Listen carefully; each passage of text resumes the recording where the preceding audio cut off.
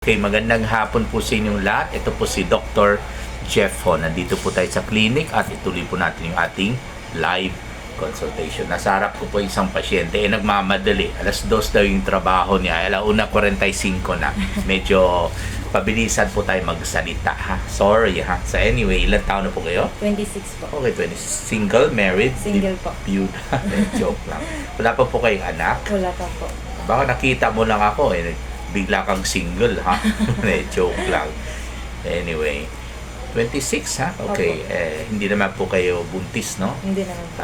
Usually tinatanong ko yan, baka mamaya buntis kayo at magbigay ako ng gamot na bawal sa buntis, yari na. So anyway, ano po problema natin? Sinisikmura po, tapos Asa? tsaka dito. Nagtagalog lang po di ay ka. Hindi daw. Nasisikmura pa daw siya. Sakit ang iyang kuto-kuto. Dire, pasaran kagkaon, lipasan ng gutom. Opo. Ano man. Siguro, Sige, text, no? sinisabay ko yung breakfast tsaka lunch. Kasi late kayong magising. Okay, kaya anong oras ang pasok niyo? 2. Ngayon, 2. 9. Minsan 9. Opo. Pag uwi naman po mga... Ano, break time kayo? Oo. Ay, shit. So, umalis kayo sa mall ngayon, tapos babalik kayo. Oo. Ala, kumain na kayo ng lunch? Opo. Hindi kayo kumain ng breakfast? Kanina hindi ako kumain, pero usually nag-oats na po para Pero kanina hindi. Oo. Ayun, bakit hindi? Nagmamadali. Kasi late matulog. Yun ang number one dahilan eh. Pagdating sa bahay, late kasi, traffic kasi. 9 ang closing. Closing 9, makarating sa bahay, Mga 10 na. 10 kasi sa traffic. Tapos pag 10, magluluto pa daw. Then pagkatapos kumain. Then Mga pagkatapos 12 cellphone. Kaya hanggang 12. Ayan, hanggang 12 matapos. Kaya mali yan. Opo. Ano oras kayo makatapos ng kain? Mga 10 na po 10. talaga. Ayun, tapos hugas plato. Opo. Then after that, wala na. So, after that, cellphone. Cellphone. Yun ang mali. So, huwag mo na ulitin yan. Ha? Sige. Kasi, pag ganyan kayo, naku, walang mangyari sa inyo. Pabalik-balik yung hyperacidity ninyo. Kasi pag late kayo matulog alas 12, syempre pagising sa umaga, walang ganang kain. Kasi, excited kayo hanggang midnight. Pag excited kayo, yung adrenaline level ninyo sa gabi, mataas kasi aakit yung adrenaline level pag excited tayo sa cellphone, TV, chika-chika. Okay, so pagising sa umaga, medyo excited pa rin kayo ng konti kasi yung adrenaline level ninyo maaaring hindi pa bumaba. Kaya pag nandyan pa rin yung adrenaline sa dugo ninyo, yung bituka ninyo hindi gumagalaw masyado. Kaya pagising sa umaga, hindi gumagalaw ang bituka, hindi ninyo ma-feel ang gutom. O kaya po, late magising, di ba? Kasi, nagmamadali, di ba? Hahabol kayo ng 9 a.m., di ba? O, yan. Pag ganyan ang ugali ninyo, lifestyle, nako, ubos yung sweldo ninyo sa doktor, sa totoo lang, ha? Huwag nyo ulitin, tapos nagreklamo kayo sa leeg. Bakit? Wala namang kinalaman yung hyperacidity, yung acid reflux mo dito, walang kinalaman dito, may IC. Lunok nga. Lunok. Kabila. Lunok. Lunok. Parang may goiter kayo. Pero walang connection ang hyperacidity at saka yung goiter ninyo. Pero anyway, sa goiter naman, ang gusto natin malaman, toxic, papayat kayo, titibok yung puso niyo malakas, mabilis, papawisan kahit hindi mainit ng panahon. Okay? Or yung hypo. Yung hypo naman, tataba kayo. Pareho silang hihina yung dalawang paa ninyo dahil minsan magbaba yung potassium dahil sa hypothyroidism or hyperthyroidism toxic. So, ang tanong ko po sa inyo, may pagbabago ba sa timbang ninyo? Hindi ko pa na-check po. Anyway, mapansin naman siguro ninyo, di ba? Kasi luluwang yung panda. Hindi naman po. Hindi pa naman po sa... Okay, good. Hindi naman malakas tibok ng puso or mabilis. Hindi naman po. Hindi mabigat Mabigat. Hindi ba nanginginig yung kamay ninyo? Hindi naman po. So anyway, pag wala kayong nararamdaman, maaaring hindi yan toxic, hindi yan hypo, maaaring euthyroid goiter. Para sure, magpa-check po kayong dugo, ha? Okay? Pero pwede pa ito hindi kaagad-agad kasi wala naman po kayong nararamdaman.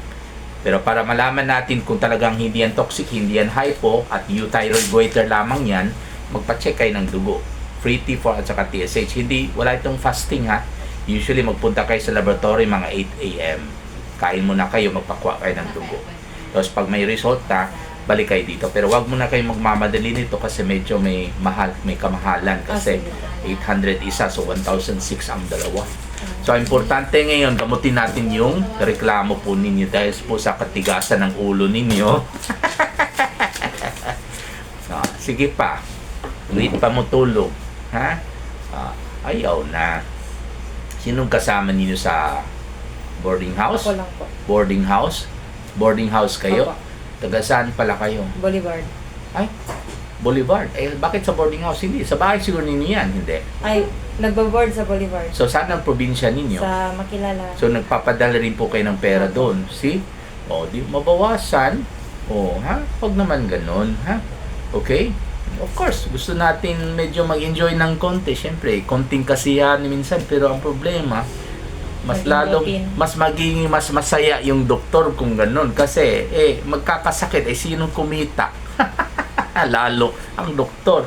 Huwag naman ganun. Ayusin mo na yung lifestyle ninyo, ha? Please lang, ha? At saka bukod sa kailangan matulog kayo ng maaga or kaagad-agad after washing your plates, syempre, lahat ng asim, kalamansi, sinigang, paksiw, kinilaw, suka, bawal, ha? Okay. Soft drinks, bawal. Iced tea, milk tea, bawal. Kape, bawal. Lalo yung alak, beer, hard to red wine, hindi naman kayo uminom, no? Hindi po. Okay, lahat ng prutas na matamis pwede. Except, papaya.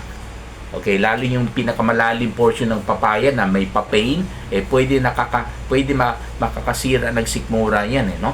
Kahit matamis ang papaya, dinidiscourage ko po yan. Pomelo, suha, bawal kasi magkaproduce ng maraming gas, no? At saka yung mga oranges, kahit matamis, dahil sa citric acid, ayaw rin natin yan, ha? Okay, tapos, yung mga pain reliever like Alaxan, Flanax, mefenamic acid, Gardandol, Phenaponstan, Diclofenac sodium, bawal.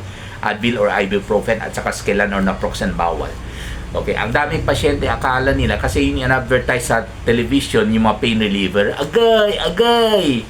Ha? Akala nila yung mga agay-agay, yung mga gamot para doon, pwede rin sa agay sa sikmura. Lalong na sugatan yung sikmura nila dahil yung mga gamot para sa agay-agay katulad ng Alaxan, Skelan, Ibuprofen, Advil, Mefenamic, Ponstan, Dolfenal, nakakasira sa sikmura yan, no? So ang ano ko lang sa itong mga kumpanya na make it sure to be very specific, no, na hindi ito pwede sa sakit sa sikmura yung mga gamot para sa mga aray ninyo, ha? Okay, kailangan po yan. Otherwise, magsususpecha po talaga ako na sinadya ninyo, hindi ninyo binanggit na hindi ito pwede aray sa sikmura katulad ng mga Dolfenal, Mefenamic, Advil, Skelan. Sinadya ninyo, hindi ninyo sinabi para pati yung mga umaaray sa sikmura bibili rin yan, ha? Suspect lang, suspetsa lang, ha? Hindi ako po ang nag-accuse sa inyo, ha? Kasi ang daming pasyente na umaaray sa sikmura, lalong umaaray kasi tinake nila yung mga nakikita nila, yung mga in-advertise sa TV na nakakasira talaga rin lalo sa sikmura. Yung mga pain reliever sa muscle, for example, ha? Okay. So, mag-omeprazole po kayo, ha? 3 times a day for 7 days. Okay? Tapos, ang omeprazole naman, this one will stop your new acid from coming out from your stomach.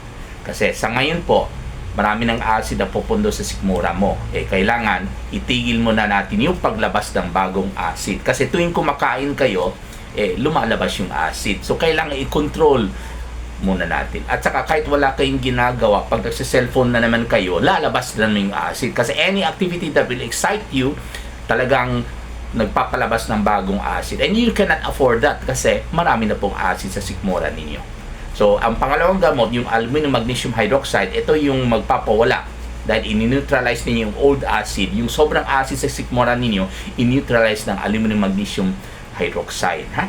Okay? So, pangatlo, pinipisil talaga yung sikmura ninyo. Gumaganon ka ba sa hating kami minsan? Agay, tapos mawala, tapos agay. Hindi naman po. Okay, hindi naman. Pero hindi ba kumukulo yung tiyan ninyo? Oo.